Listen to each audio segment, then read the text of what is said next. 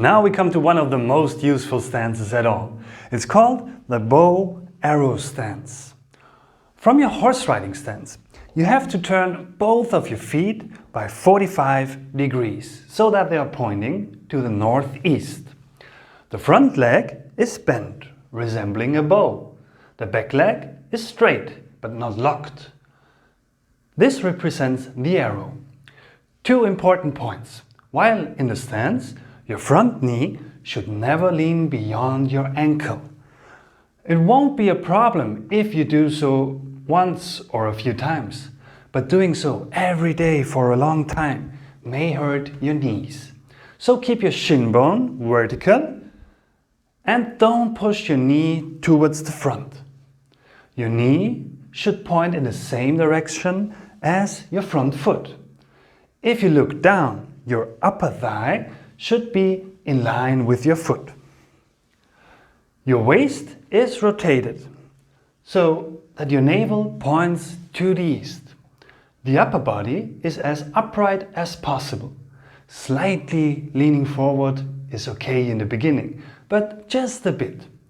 The weight is distributed evenly over both feet, while your center of gravity is more at the front as your upper body is there. Now do it yourself. Get into the horse riding stance.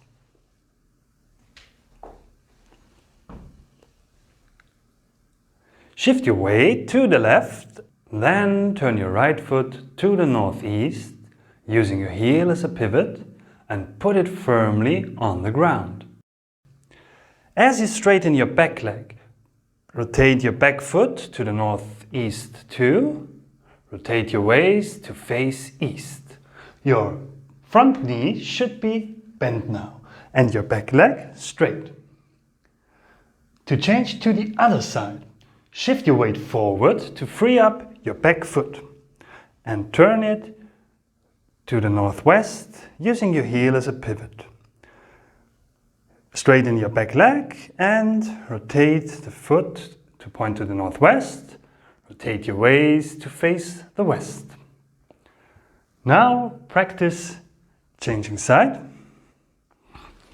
1, 2. 1, 2.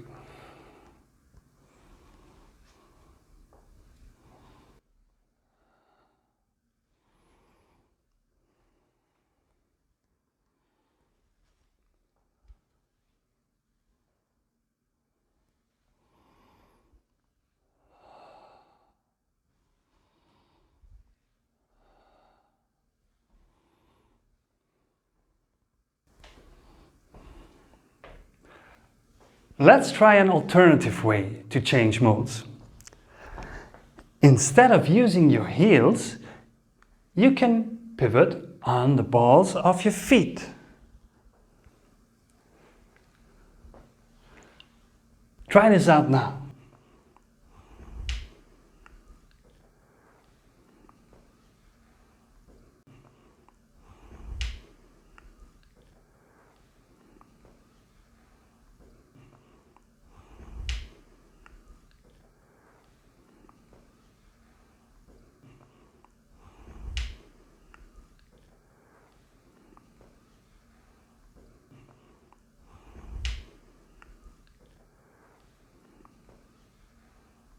Later on, you can choose which part of the foot to use, but decide for one way.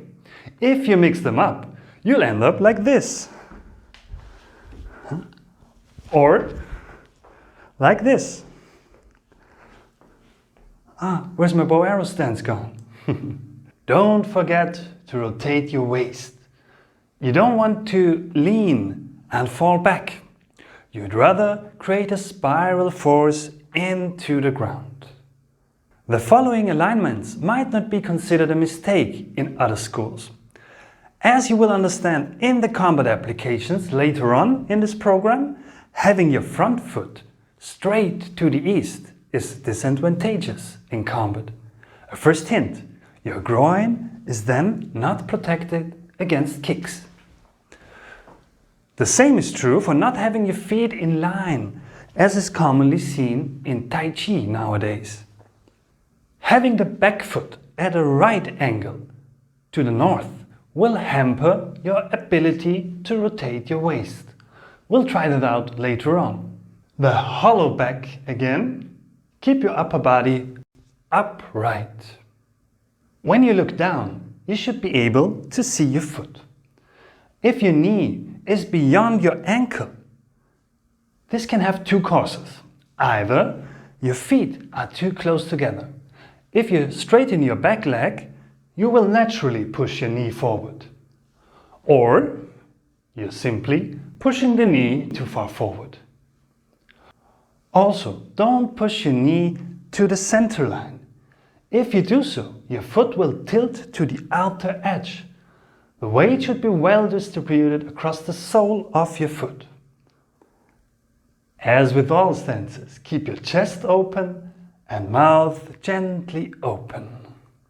Now practice getting into the horse riding stance.